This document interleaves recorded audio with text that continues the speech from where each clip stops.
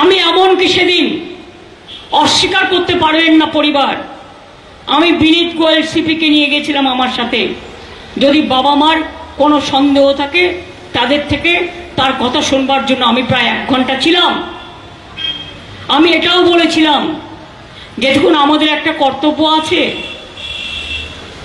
মেয়েটি তো আর ফিরে আসবে না, ওর নামে যদি আপনারা কিছু করতে চান করতে পারেন, যা টাকা লাগবে আমি দেব, যা টাকা লাগবে আমি দেব, যা টাকা লাগবে আমি দেব।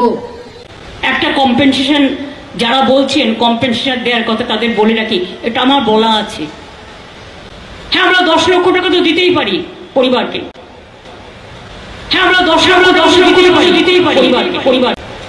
হ্যাঁ, আমরা 10 লক্ষ টাকা তো দিতেই পারি পরিবারকে। উনি মারা গেছে ও শুক্রবার, রবিবার সম্ভবত ওদের কাজ ছিল বা কিছু একটা, যেটুকু থাকে ক্রিয়াকর্ম বা কিছু একটা। আমি ইচ্ছা করে সেদিন ডিস্টার্ব করিনি পরিবারকে।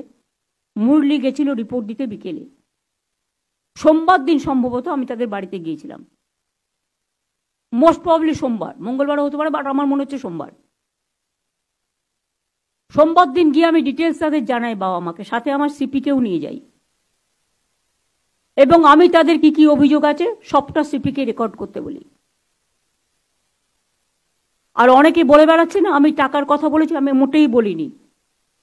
আমাকে প্রমাণ দেখাক কোথাও আমি টাকার কথা বলেছি, মেনশন করেছি। মিথ্যে কথা, কুৎসা, অপপ্রচার, চক্রান্ত